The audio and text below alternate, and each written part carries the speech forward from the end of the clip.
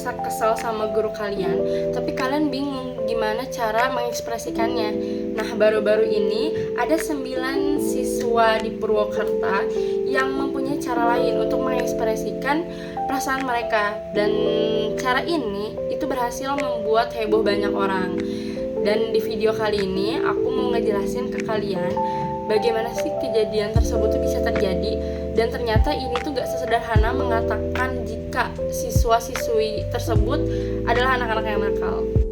Jadi ceritanya pada bulan April 2026 di kelas 11 IPS Seman 1 Purwokerta itu terdapat guru baru yang mengajar pelajaran PKN. Namanya adalah Bu Syamsiah atau biasa dipanggil Bu Atum.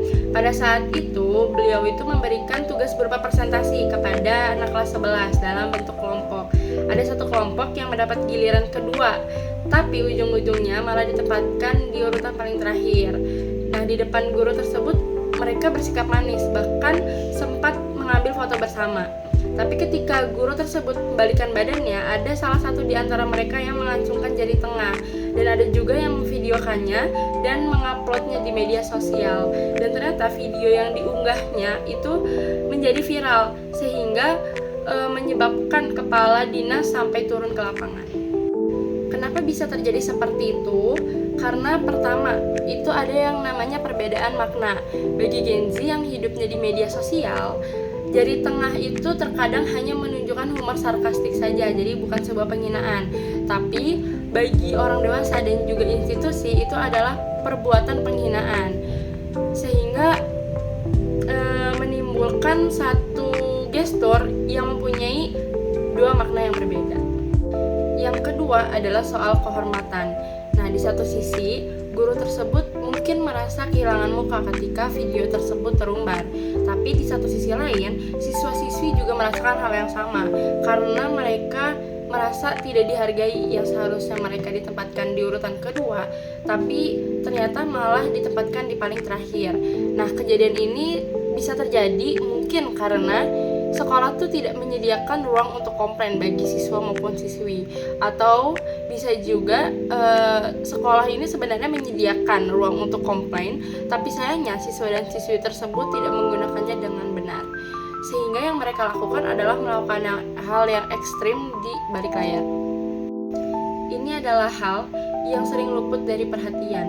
Sekolah mempunyai aturan dan juga hierarki yang terbentuk lama, tapi bagi siswa, terutama Gen Z, yang datang dengan ekspresi yang berbeda dengan generasi sebelumnya. Sehingga ketika dua generasi yang berbeda ini dipertemukan, tanpa adanya jembatan komunikasi yang cukup, maka pasti akan terjadi sebuah gesekan antara keduanya. Di depan guru mereka terlihat nurut, tapi ketika mereka mempunyai tempat yang sekiranya bebas, mereka langsung mengeluarkan ekspresi yang selama ini mereka tahan. Tapi ekspresi tersebut ternyata berada di ruang yang salah, dan sehingga sampai diupload di media sosial, sehingga menyebabkan banyak orang yang menonton.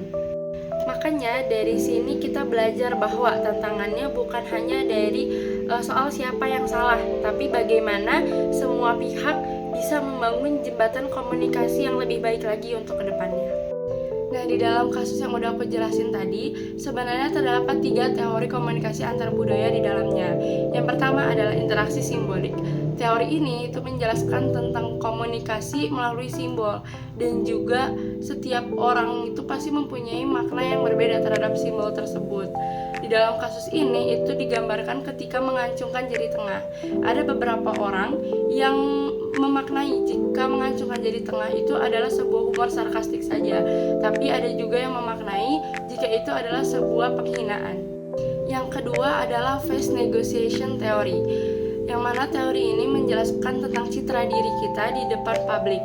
Nah, di kasus ini guru tersebut merasa mukanya itu sudah hilang gitu ketika video tersebut terumbar, tapi siswa dan juga siswi merasakan hal yang sama karena mereka tidak merasa dihargai oleh guru tersebut.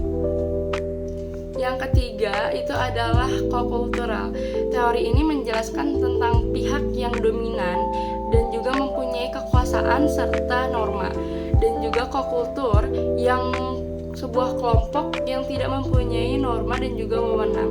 Nah, Nah, di dalam kasus ini itu terlihat pada ketika sekolah mempunyai aturan dan juga hierarki yang sudah terbentuk lama, akan tetapi para siswa dan juga siswi itu sebagai pihak kokultur, yang mana mereka adalah sebuah kelompok yang tidak mempunyai wewenang untuk mengubah peraturan tersebut. Jadi kesimpulan dari penjelasan ini adalah kasus ini tuh gak cuma membahas tentang anak-anak yang udah pada gak sopan lagi ke gurunya, akan tetapi kita juga mengetahui terdapat 3 teori komunikasi antar budaya di dalam kasus ini, dan juga bagaimana media digital itu sudah tidak bisa membedakan lagi mana yang bersifat publik dan juga mana yang bersifat privat. Nah, dari penjelasan ini, saya berharap semoga penjelasan ini bisa menjadi perspektif baru bagi kalian. Mungkin segini saja penjelasan yang bisa saya sampaikan. Kurang lebihnya mohon dimaafkan. See you next time.